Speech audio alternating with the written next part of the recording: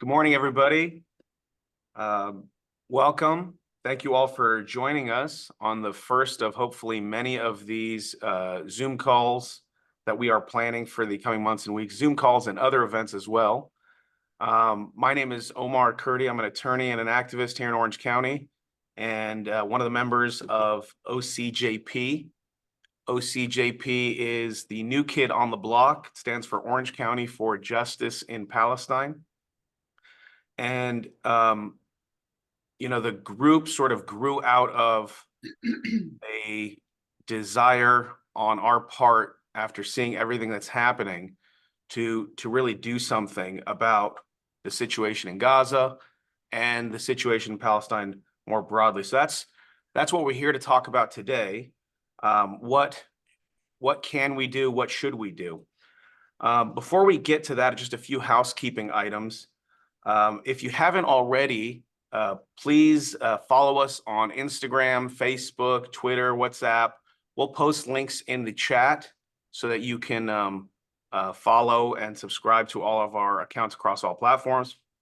Also, a shout out to our partners at Power Move for Palestine. We're going to post links to their social media accounts as well. Give them a like and a follow, and we'll have somebody from, or I think a few people from Power Move at the end to talk about what they're working on and the initiative that they have, which was really the inspiration for this event. If you have any questions about questions for Professor Finklestine or for any of the other speakers today, just put them in the chat and we will get to them towards the end. We'll try to get through as many as possible. That being said, to our main event, our guest today, Professor Finklestine, needs no introduction, but I'm going to give him one anyway. Professor Finklestine is a forensic scholar, prolific author, and leading expert on the Israel-Palestine question. He is the son of Holocaust survivors. His parents were the sole survivors of their respective families during the Nazi Holocaust. He grew up in Brooklyn, New York, and came of age during the anti-Vietnam War movement. Professor Finklestine received his PhD in political science from Princeton University, where he wrote his dissertation on the theory of Zionism.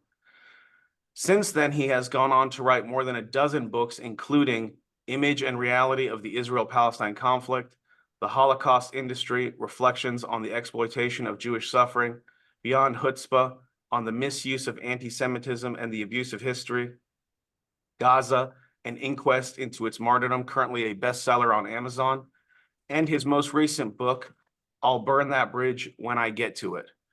Professor Finklestine, I know how busy you are these days, and so we're very grateful to have you. Thank you so much for joining us today. Excuse me, my pleasure. If we could just to kind of give you an idea of where we are and what we're doing, you are in front of our audience, at least, is committed to truth and to justice in Palestine. We are pretty aware of how we got to this situation as far as what the lead up to October 7th was, the blockade, the general history, and what's sort of transpired since. What we really want to talk about today is what are the prospects for political action on our part at the local level that can produce results to help end the current crisis, the blockade, and in the long term, help bring about justice in Palestine. So my first question to you is, do you believe that the United States has the power to compel Israel to cease fire? And if I could just tailor it into the second part of that, which is, if so, what are the primary factors that the United States, that will cause the United States and President Biden to apply that pressure and to pick up the phone and tell Netanyahu that enough is enough? Well, the first question is very simple answer. The answer is yes, and it's an unequivocal, unambiguous yes. The United States can end this in the blink of an eye. Israel has no options if the United States says no. There are two fronts where the U.S. is bearing the full burden or the full enabling of the genocide in Gaza. Number one is the military aspect. Israel, United States is supplying the weapons which Israel needs. It's not as if these are optional weapons. It's not as if these weapons are going to be put in cold storage. These are the weapons that Israel needs now in order to wage its genocidal assault on Gaza. The United States can close that spigot in the blink of an eye, as in, no, we're not sending you the weapons. And number two is the political front. There's no question that it's a US veto that's blocking any political action on in the Security Council on Gaza. So Biden clearly has the power. That's not even, to me, it's not even a question worth debating. It's not a controversy, it's straightforward. The real questions are twofold. One, why isn't he stopping the genocide? And two, how can you get him to stop the genocide? You asked question two. I'll just briefly look at question one. One has to say that there are two factors why the United States is enabling Israel. First, Israel is a crucial military asset for the United States in the Middle East. It basically anchors US policy in the Middle East. If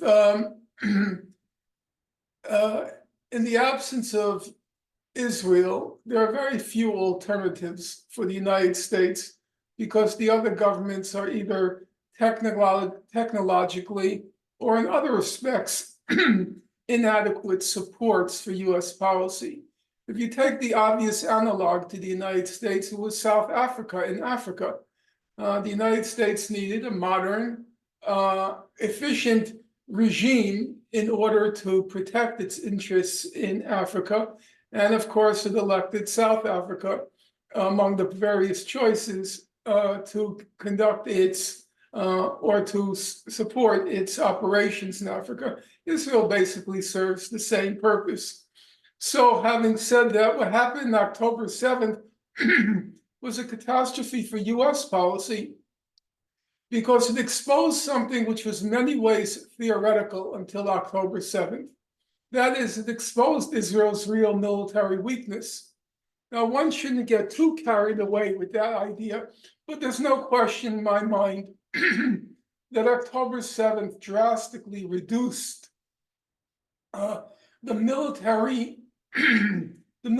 threat or the military force that Israel seemed to represent. Israel's suffered 3 consecutive defeats, one can say, in the 21st century. The first defeat was in the year 2000 when the Hezbollah expelled Israel from South Lebanon. The second big defeat was 2006, what's called the Second Lebanon War, or what Saeed Nasrallah calls the Divine Victory. And I would say the third big defeat was October 7th.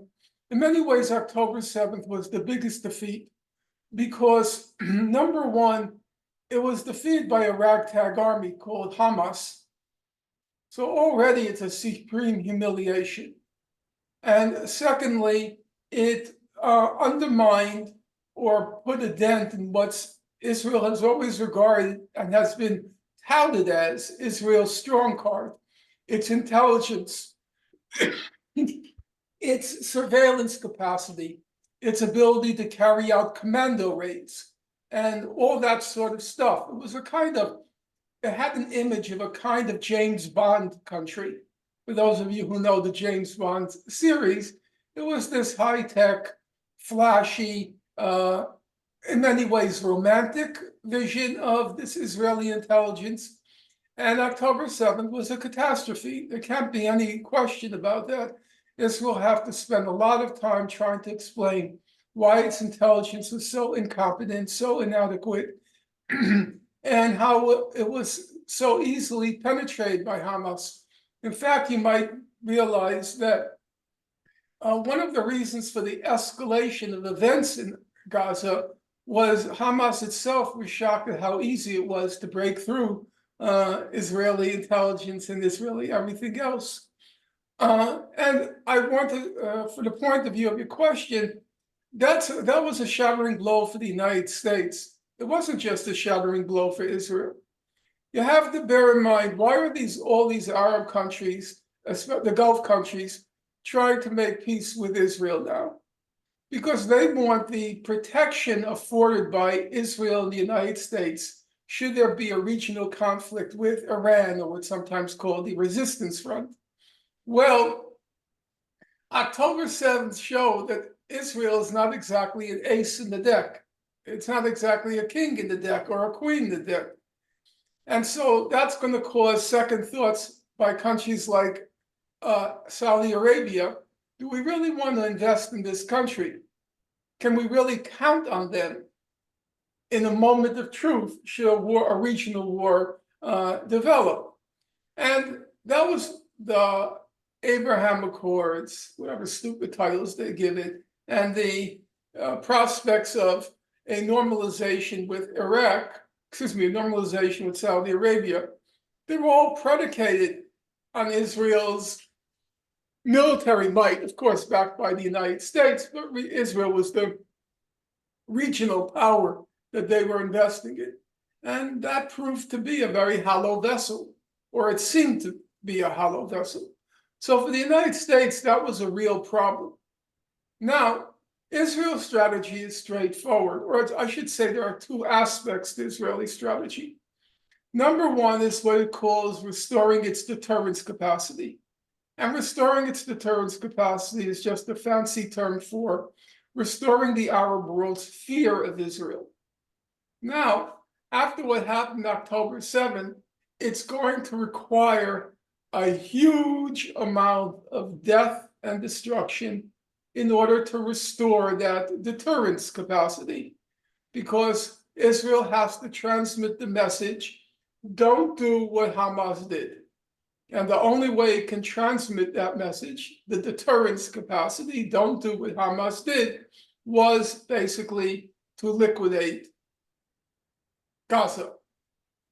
But there's also a second aspect, and in that respect, the US actually supports that. I should be clear about that.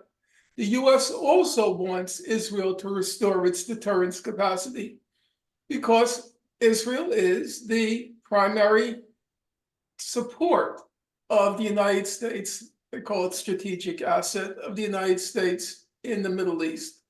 So the US is on board with that goal.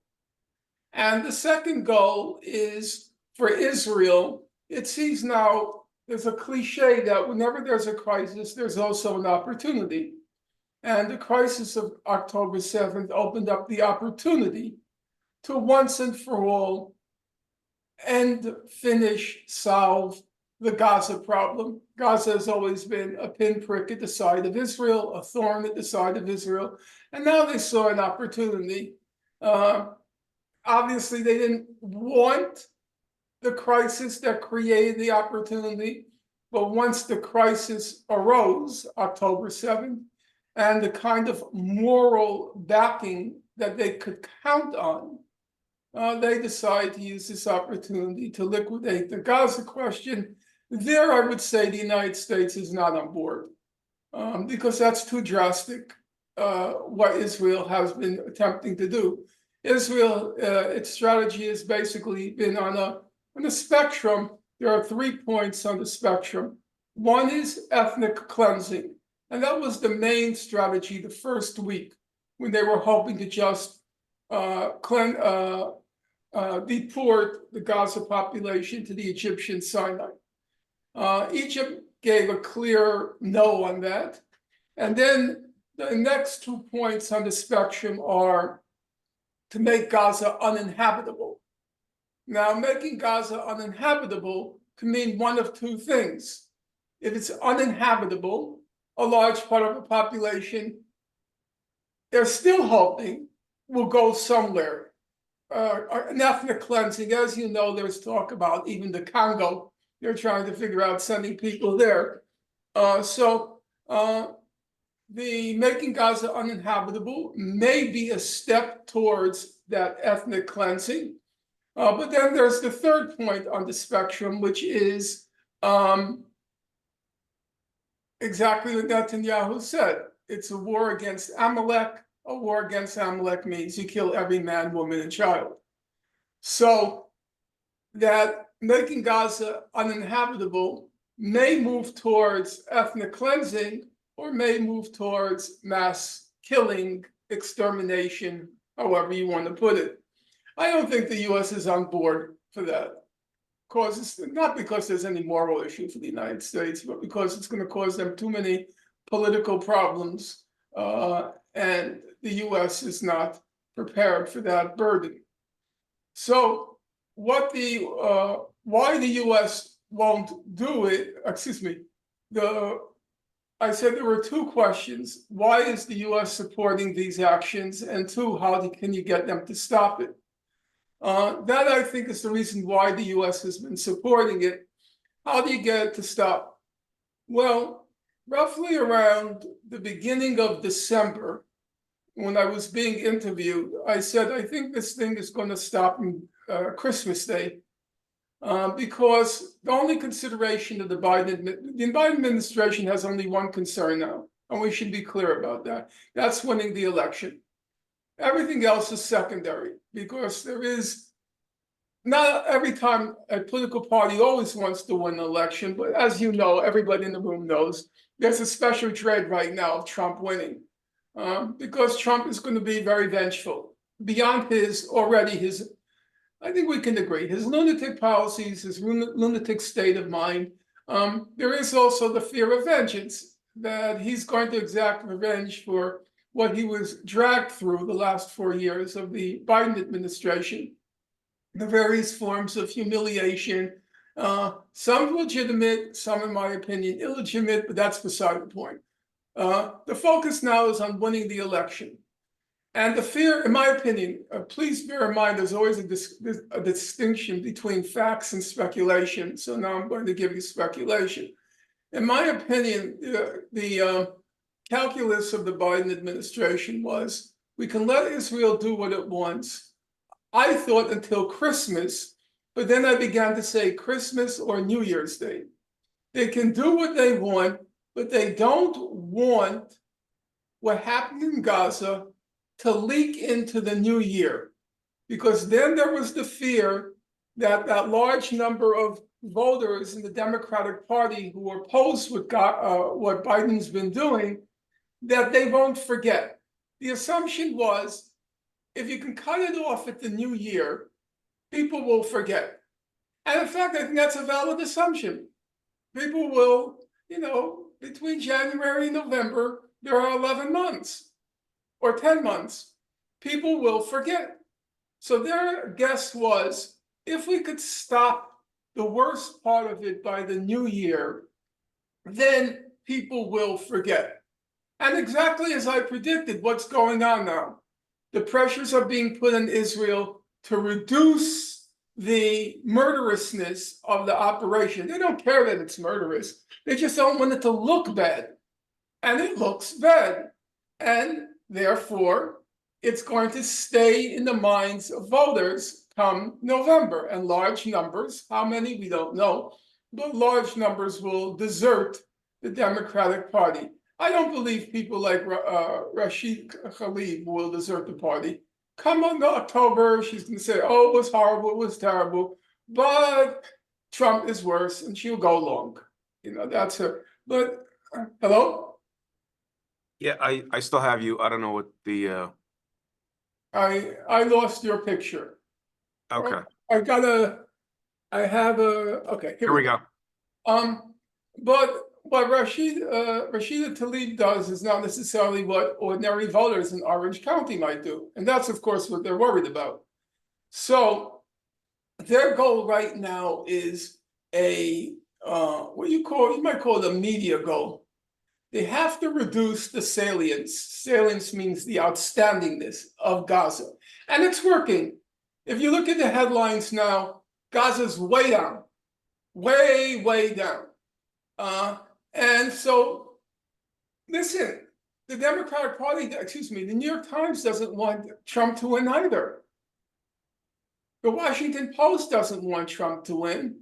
None of the liberal elites on the East or West Coast want Trump to win. So they're happy to cooperate.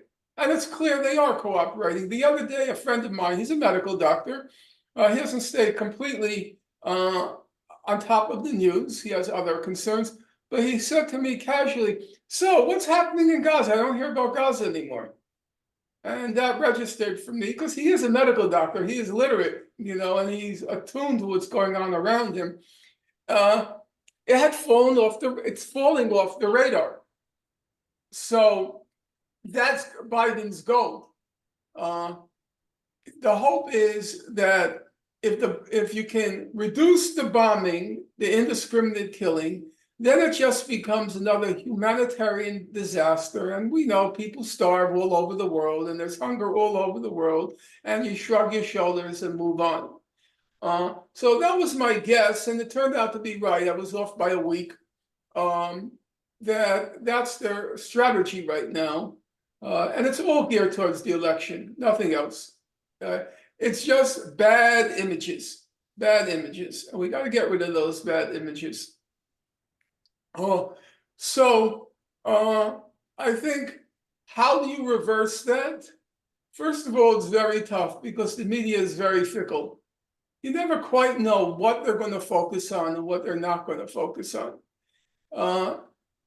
Right now, I would say the strategy, which will be discussed later by another individual, of threatening to withhold the vote. I think there has to be a deadline put on that. You have to say, if there's no ceasefire by, say, January 30th, then it's irrevocable. Our decision is, you're not going to get the vote because you imposed a ceasefire in March. Too little, too late.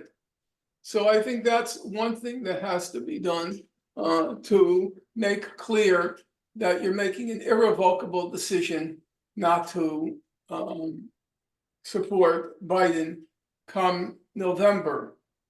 Can I ask you about that? The pushback that we're already getting, and that it's probably going to be ramped up as we get closer to the election, is if people sit out in November, if you've pledged not to vote for Biden, whether you vote for somebody else or you simply sit out the election or you write in a candidate or whatever it might be, voter turnout is lower.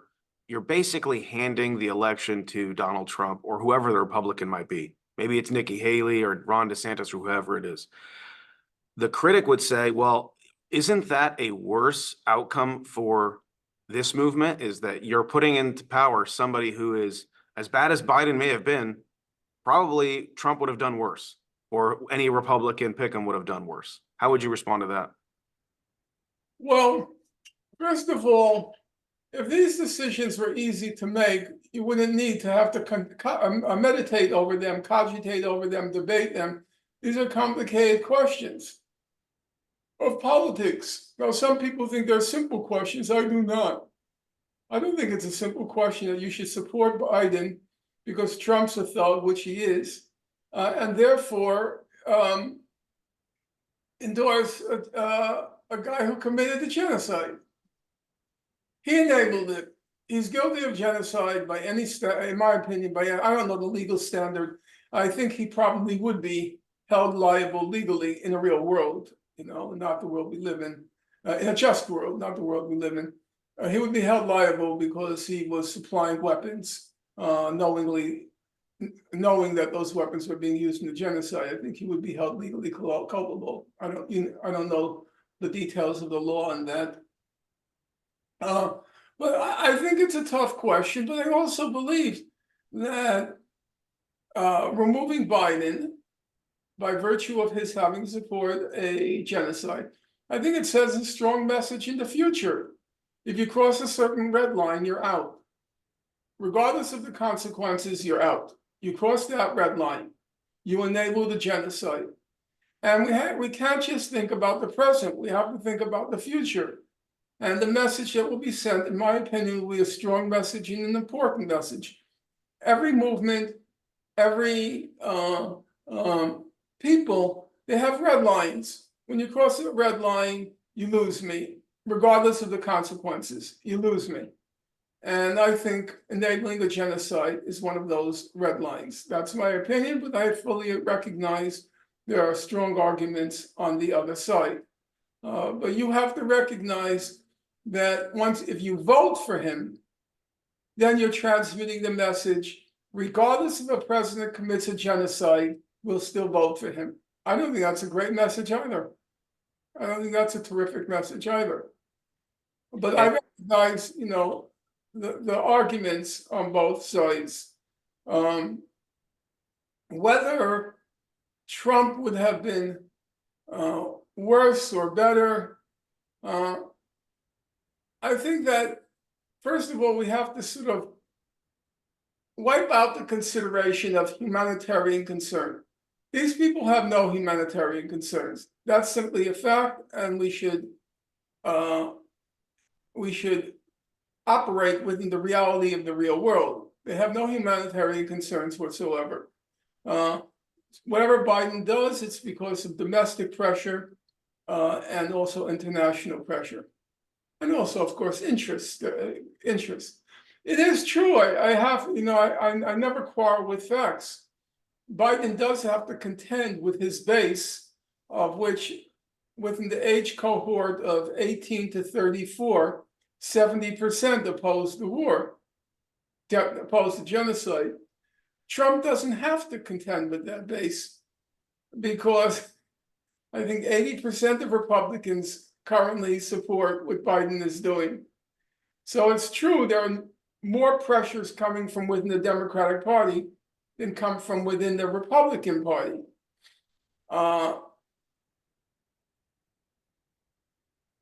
I recognize there are many factors that have to be calculated.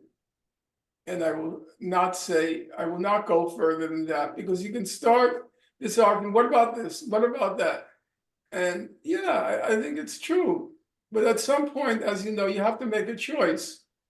And I think, my opinion is, it's more important at this point to state clearly, when you enable a genocide, you have crossed the red line and you lose my vote. It is certainly the considerations become a little bit more complicated once you consider all the implications. But I think most people, at least I'll speak for myself, I agree with you in that there has to be a red line. And it may be that, it's a short-term pain for long-term gain. Otherwise, as we've seen before, the Democrats simply take it as an assumption. Certain groups are going to vote for us no matter what happens because the alternative is so much worse. So I think it's not unreasonable to take the position that you have to be willing to go to the brink to prove your point that you're not guaranteed Arab Muslim votes, black votes, women's votes, just by virtue of the opposition is so much worse. Otherwise, they'll never change their policies. I think, everybody knows the arguments on both sides. And obviously what you're saying is true.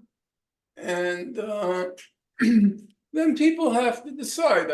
Personally, I think you should have a vigorous, open debate in which each side presents the strongest case, and then let people decide for themselves what to do in November. But I think there is a tenable, there is a plausible, and there is a convincing case to say, as it was said in 2008 during Operation Cast Lead, this time they went too far.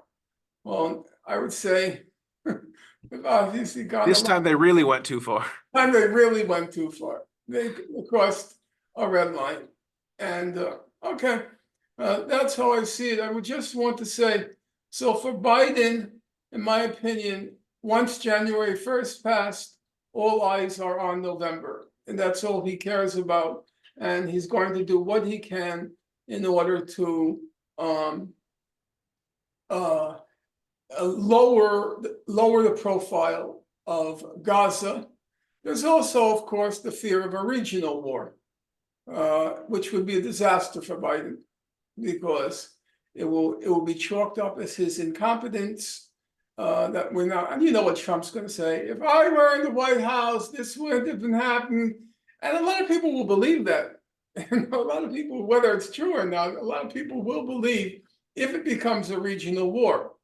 And I listened last night. I didn't hear the whole of it, but I was listening to Syed Nasrallah's speech, uh, his most recent speech. And it's clear he will go to the edge, but probably not over the edge. The problem is that Israel will seize, first there was Gaza, and now this Hezbollah activity on its northern border is seen as another need to restore its deterrence capacity, as in Hezbollah is now targeting inside Israel, and Israel doesn't like that. So there's going to be a very strong temptation by Israel, not only to liquidate the Gaza question, but also to cut Hezbollah down to size. And obviously, the United States doesn't want that either at this particular moment. I'm not saying what they might want next year, but right now it's that election. And a regional war will be a catastrophe for Biden. Everybody will ascribe it not to Hezbollah's quote unquote provocations, but to the Biden administration's incompetence, weakness, or whatever. But we don't want another war. So I think that's the main purpose of Blinken's trip right now. It's twofold. One, lower the profile in Gaza. And two, so Blinken pretends he wants to get more humanitarian aid into Gaza, so the starving won't be blamed on the United States. He doesn't give a darn if everybody in Gaza starved, but it just doesn't look good. And second, to avoid a regional war, which the likelihood is increasing. So is it fair to say that maybe as far as the Biden administration is concerned, top priorities to avoid, to protect themselves in the election, avoid a regional war, and then maybe domestic public opinion is somewhere further down the line? If that's the case, I mean, I think the polls are pretty clear. You mentioned one of them. I think 60% of Americans already support a ceasefire. What at the grassroots level, what more can be done to win over a wider public, to unite the many against the few, to really push the administration faster to rein in Israel? I think the main goals, as always in politics, the main goals have to always be synthesized in a powerful slogan. And I think the most powerful slogan now, which was spontaneously grasped by people, was ceasefire now. And I would accompany that with end the blockade, because if you have the ceasefire, but the blockade continues, we're right back to before October 7th. And that's just a recipe for another October 7th. So unless that blockade is lifted, then it doesn't seem to me that it's going to accomplish very much. Of course, it's going to save life, but it's going to just make another explosion inevitable. Because every time after one of these Israeli operations, be it Operation Cast Lead, be it Operation Protective Edge, be it the attack on the Mavi Marmara in July, I guess it was July 2000, there's always a promise to reduce the blockade. Now, it's true in 2010 it was reduced. Before 2010, that was when Israel was imposing a starvation plus diet on the people of Gaza. But in general, these agreements are ignored. And you just right back to where you were before Cast Lead, Protective Edge, and so forth. And so there has to be a determined effort this time to somehow, if not eliminate the blockade, reduce it. Otherwise, it's just a formula for another October 7th shortly down the line.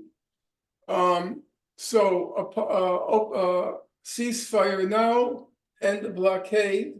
That's important. I think another important thing is to keep this issue alive. I think it's going to die. It dies because obviously people get bored by it. And the news media are about ratings, likes, shares, and people get tired of hearing about Gaza. Uh, your listeners will realize that one of the casualties of the Gaza situation is Ukraine evaporated from the news. So you just need one more big event and Gaza will be gone. So I think there's a real challenge now to keep Gaza alive as a political issue, not just its physical survival, and to figure out ways to not allow it to sink and sink and sink on the homepage of the web to the point that it's gone. And if we can, to bring it to sort of a more I local, want to just make one other point yes, of what you can do.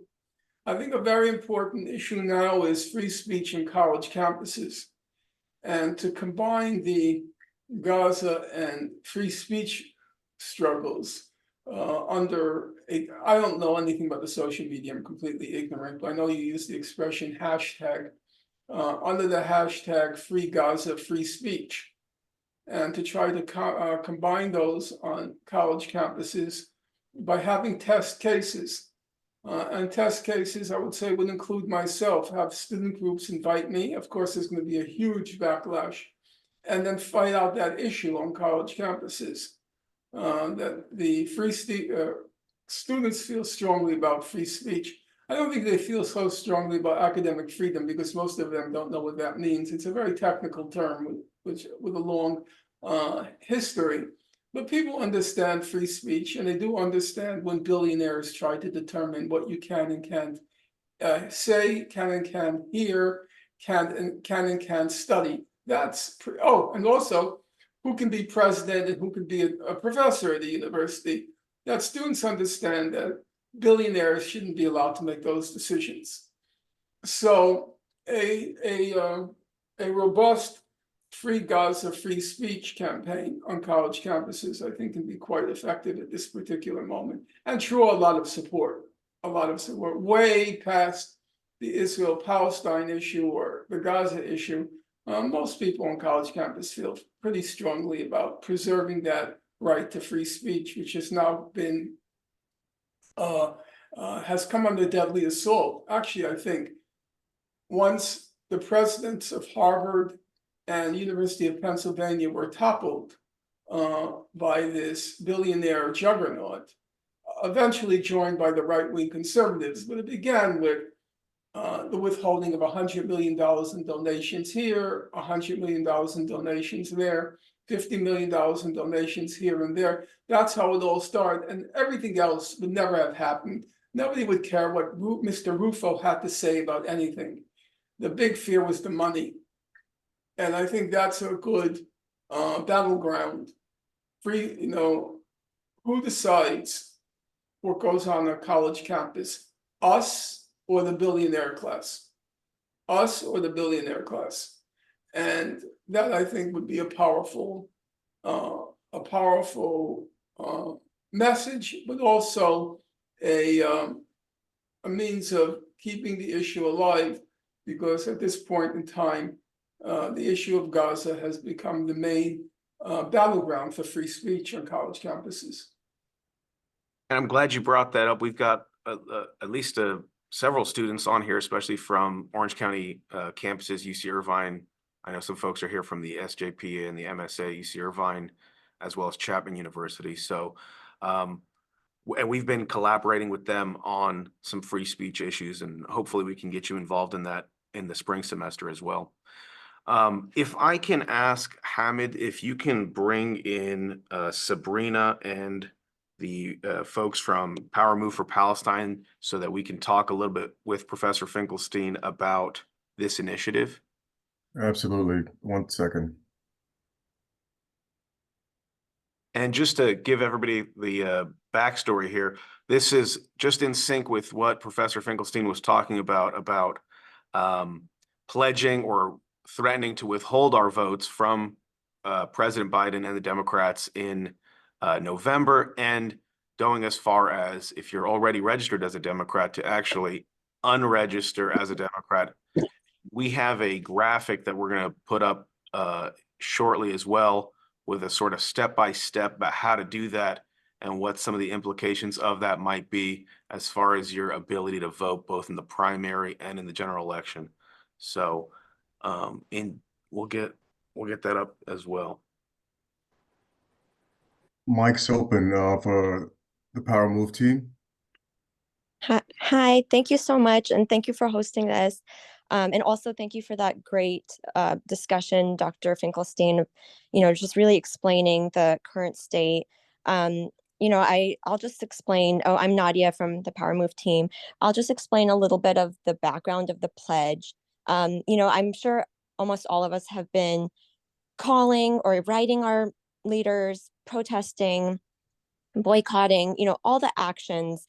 And, going several months, seeing the same images of children dying and families being attacked, it's really, makes you think what motivates these leaders, because they are human. At the end of the day, they're also human. And some of the time, you're just not even understanding what could motivate these people to support this, right? So, and additionally, we're looking at all of this systemic oppression, right? Like Dr. Finkelstein just mentioned, the media has dropped off, right, in covering this, censoring on social media, the censorship of Rashida Tlaib, the resolutions that have been introduced that conflate anti-Semitism and anti-Zionism. Like, all of these are an attempt to keep our peaceful means of protest at bay, right? Like, free speech is being attacked. And just to piggyback on what Dr. Finkelstein just said about college campuses, I had seen a segment that Ted Cruz was on TV supporting a bill that would make it so that universities would not get funding if they don't suppress their pro-Palestinian movements, which, it's like, oh, okay, now it's clicking, that all of this systemic oppression is just seems very overwhelming. So, the thought behind this pledge is saying, what can we leverage? What do we have left, right, in our power to do to counter AIPAC, to counter all of this influence that seems so overwhelming? So what we came up with is, the votes, and Dr. Finkelstein came up with this brilliant idea and helped write the pledge as well. And that's what we posted. And we really wanted to give power behind it and show that collective, signatures. And then the second piece of it is the action, which my colleague will explain. But just, just to say enough is enough, and holding Biden accountable. When people say, "Oh, that means you're gonna let Trump win," I mean, the first thing is first. We have to hold Biden accountable, right? Like, if he's digging his own grave, and he can really influence this as well. So, like, we need to stand together and start showing them that, if the Democratic and Republican candidates are just always going to be a choice between bad and worse, we need to really use our influence. And there is still time, maybe we don't know what will happen, but we hope that if we get enough votes here, we can approach them and say, are you sure you want Biden to be your nominee? Can you put another horse in the race? Or, maybe Biden will spin on his heels and do something to try to please his constituency, because, as you mentioned, most of us want a ceasefire. So yeah, I think that's what we're hoping, that the numbers will just show that force. Yeah, and so, I'll kind of stop there, and also transition to my colleague and partner Timur on the data.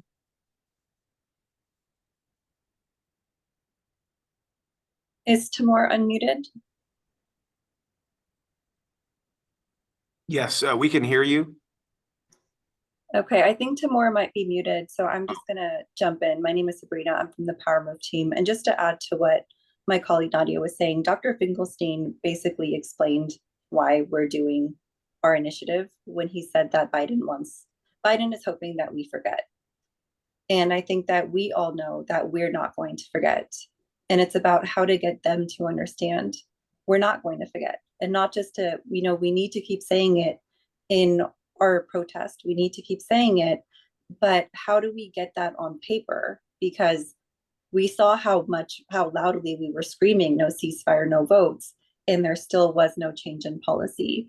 So Dr. Finkelstein made sure to come up with a pledge where we were getting numbers. We weren't just saying it.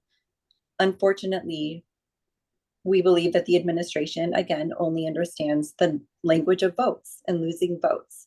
So if we can demonstrate how many people have made this decision on paper in a tangible number, that they have decided not to vote for President Biden, we can use that in a lot of different ways.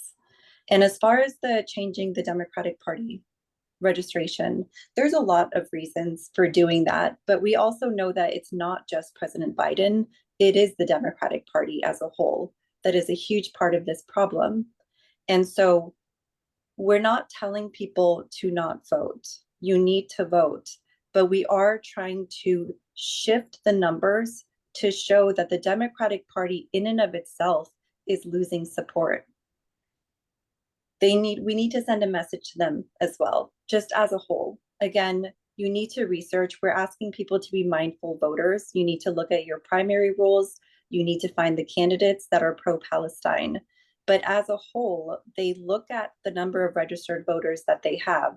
And a lot of times, if you're in a state that has a large number of Democrats, and there's research behind this, it will cause a complacency in the candidate, where they just look at the percentage of registered Democrats. And if they're in a Democratic candidate, they feel like they don't really have to do anything because they already have the cushion of having a large number of registered Democrats. When you register as unaffiliated, you are sending a message by doing that, because you could have chosen to register as a Democrat, or you could have chosen to register as a Republican, but you're making the active choice and sending the message that you're choosing not to register with their party, which leads to the question for the candidate: why did they choose not to register with our party and instead voted as an unaffiliated voter? So our main goal was to really tackle the issue that Dr. Finkelstein brought up, that the Biden administration is hoping that we will forget. And we need to collectively figure out ways to send a message through our initiative, through other initiatives, through coordinating, that we will not forget. And if you only understand the language of numbers and the language of votes, then we are going to collect early votes that are already saying, we're not going to vote for you. And Professor Finkelstein brought up that we need to put a date on it. And unfortunately, we also thought this was going to end. We all hoped that it was going to end.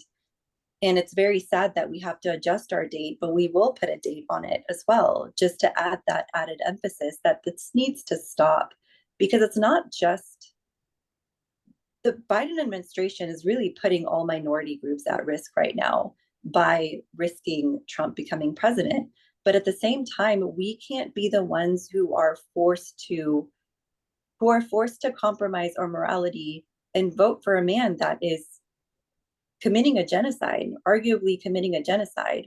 And so again, the question, we need to put the consequences in front of them in a tangible way. And the question needs to be put to them of, what are you going to do to get these votes back? Because you're losing them.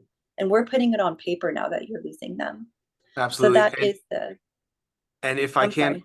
I think you hit the nail on the head there, is that it's not just, there's so many people are going to suffer basically if Trump is the president, women's rights, civil rights, voting rights, immigrant rights. These are all issues that matter to all of us, but that the Democrats are subordinating to their insistence on pursuing this policy. So we have to make it clear to them that it's actually the Democrats, that they can stop this from happening. They can prevent this by listening to what their constituents are saying.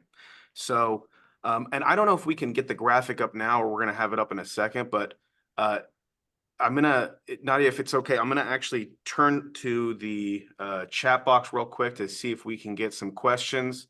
And this is, we put up the how-to unregister and to register under a different party affiliation or no party preference. Look at that, and then Professor Finkelstein, if I can just, because we're short on time here, I want to get you a couple questions from the audience. Kadisha is asking, many Israelis are in support of the Israeli government's actions. In your opinion, what's the likelihood of shifting Israeli citizens' perspectives on Gaza and the occupation? It seems Israelis largely live in a bubble and echo chamber of security and defense. I think there's no point in trying to invest in that happening anytime soon. It's not unlike the situation in the American South during the Civil Rights Movement. The white Southerners were very deeply entrenched on questions like segregation, separation of public facilities, be it schools, swimming pools, public transportation. The only way to break the back of Southern resistance was by the federal government moving in, bringing in National Guardsmen, and trying to impose either old laws, the 14th Amendment, the Brown versus Board of Ed decision in 1954, or new laws like the Civil Rights Act of 1964 and 1965. But that wasn't going to be done in the South. Those people were very deeply entrenched. There were a handful of, apart from Black people themselves, a handful of white sympathizers. The same thing is true of Israel. Now, it is true there was significant external pressure put on Israel. There were significant, be it sanctions or all sorts of other things. Then Israelis would be pragmatic and realize that there's no option except to abide by the law. Which is what happened with the American South. But the pressure has to be external. If you think that somehow you can awaken the conscience of Israelis, that's like trying to awaken the conscience of white people in the South. It wasn't going to happen. The whole premise of the Civil Rights Movement was not to change the hearts of white people. The folks who engaged in sit-ins, all forms of civil resistance, the Martin Luther Kings, the Student Nonviolent Coordinating Committee, they weren't trying to change the hearts of white Southerners. They were trying to bring the force to bear of the federal government, sympathy in the North for the rights of civil rights of people in the South. But it was not out to persuade the actual white Southerners. Everyone recognized. Now, obviously, afterwards, yes, after the force was brought to bear on the American South, the South changed a lot. It's a humane place now, more or less. It's a humane place. So I'm not saying people are unchangeable. No, I don't believe that. But I don't think the change is going to come from within. It's going to have to be force exerted from without. On a similar vein, Sarah is asking if you think it's worth the attempt to reach out to Republicans on this issue or conservatives on this issue, even though I think it's safe to say most liberals and progressives support a ceasefire, but politically it's not translating to much. And at least amongst Trumpers, if we can call them that, there's this America First movement. So, I mean, how does that reconcile with the aid that we're providing to Israel and how we're sort of prioritizing how they perceive Israeli interests over U.S. interests? Well, I think your point is absolutely correct, that there is that not squandering U.S. resources on wars abroad. I'll tell you the truth, I don't really understand. I have not studied the literature why there is such broad support for Israel in the Republican Party. Okay, the evangelical Christian part I get, but it seems to go well beyond that particular constituency, and I'm not sure exactly what accounts for it. And I'm not sure how strong it is an issue in the Republican Party, because you can have convictions, but most people don't vote on the basis of the 10th conviction on their priority list. They vote on the first or the second conviction on their priority list. So I'm not sure how much to heart these Republicans actually take the question of Israel. And I'm not sure exactly why. It's a bit of an enigma to me.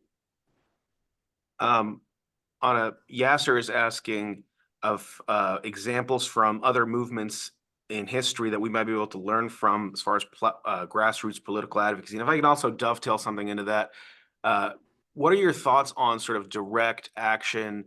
We've seen a lot of these videos and images, folks that will block a freeway, block an entrance to an airport, enter a train station, block it, that type of thing. How do you feel about those type of actions? Or do you think we're better off, maybe in conjunction with that, focusing squarely on electoral issues? What are your thoughts on that?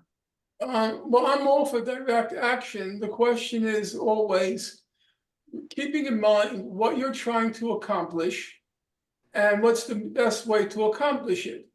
So the important thing is not to confuse making moral statements with political statements. If you want to, the aim in politics, as you said earlier, is always, I think, at any particular moment, unite the many to defeat the few. So you have to have a good sense of the crowd, of the public. How will they feel if you block traffic? Some will, if their consciousness is high enough, they'll say, well, I'd like to kill those kids, but they do have a point. There's a genocide going on in Gaza. It's a pain in my ass, but okay, I'll let it go. But that presumes the commuter has that consciousness already. So one of the hardest things in politics is always to gauge, where is that public consciousness? Where is it? How far can you push it before you're going over the line? What's the maximum you can go before you lose people? Because you don't want to lose people. Obviously, you'll lose some always, but if your main goal is to show how pure you are and you end up alienating everybody else, then you're not uniting the many to defeat the few. You're uniting everybody else against you, which is maybe a moral statement. It's not a particularly effective political statement. So I wouldn't rule out any tactics, but all those tactics have to, first of all, keep in mind, what are you trying to do? You're trying to reach people. You're trying to organize people.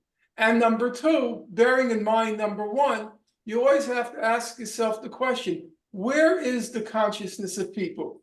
What are they ready for?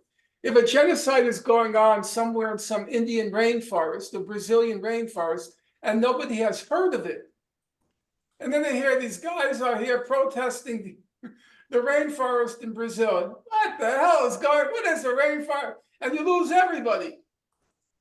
You lose everybody. So there's all sorts of educational work that has to be done before you engage in those activities. But so far, my impression has been they have not alienated. I was surprised. In my city, they blocked the Brooklyn Bridge or the Manhattan Bridge. It did not alienate. There was no talk about people being angry. They may have felt, not happy with what's happening, but the consciousness is sufficiently focused that a genocide's happening in Gaza. All right, these guys have a point. These guys have a point. So those are my two pointers. Always keep in mind, what is your goal? What is your objective? You're trying to show how pure you are, or you're trying to make a moral statement, or are you trying to be politically effective? And then once you've resolved on that, then your goal is to be politically effective. Some people want to make a moral statement. During the war in Vietnam, there were people who burnt themselves. They incinerated themselves. Those were acts of making a moral statement. But if your aim is a political one, then I would say, keep in mind, as the African American spiritual says, keep your eyes on the prize. Remember what you're aiming for, what you're trying to do. And then number two, always be sensitive to how much traffic can that public consciousness bear before you lose them. If we're just about out of time here, I have one last question for you. This is from Cat Lover Lanny's phone, Lan iPhone. The ICJ case, will that do anything to help the situation? You know what? I'll tell you the truth. I think it may actually turn out to be significant because they got good people. Remember, it's a South African government I thought they wouldn't invest 50 cents in this case. But they got very good lawyers, John Dugard, Vaughn Lowe, and they put together a very impressive brief. It's impossible. Remember, the goal of the case right now is not to prove that Israel is engaged in a genocide. It's to make a plausible case. If they can make a plausible case, then the ICJ would vote to what we would call like a temporary restraining order in the United States, telling Israel, until this case is determined, we think a plausible case has been made, and therefore you have to cease and desist from doing A, B, and C, okay? It's very hard to walk away from that brief and conclude they didn't make a plausible case. Did they make an airtight case? Probably not. You're a lawyer, Mr. Curley, so you know lawyers can always figure out ways to undermine the case. So I can't say it's slam dunk. I can't say it's foolproof, but plausible, yes. You know, Israel went too far. When you're announcing a policy of starving a population, it's very hard to deny that's a plausible case that you're committing genocide. Oh, that's your friend Fayez. Hold on for one moment. Thanks.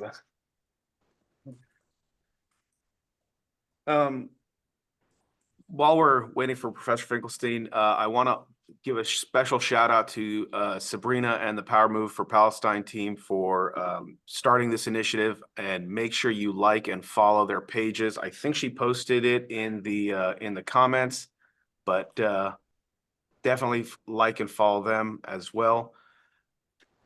Okay, I think I'm gonna have to get off because the people are coming, your colleagues are coming to help me out.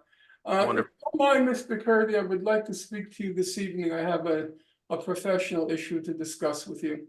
Sure. Hope I'm not in trouble, but I will definitely call you this evening. No.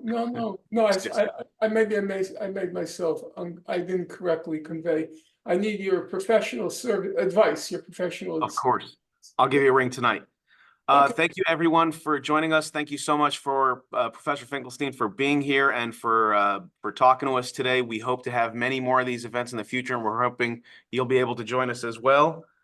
Everybody, there is an event later tonight with Professor Cornell West. He'll be here to part of his presidential campaign, which we are co-sponsoring this evening. I think it's sold out, but if it's not, definitely try to join us. Be on the lookout for more events in the future. Like and subscribe. We will see you guys in the future. Have a good day. Thank you, Dr. Finkelstein. Pleasure. Thank you so much.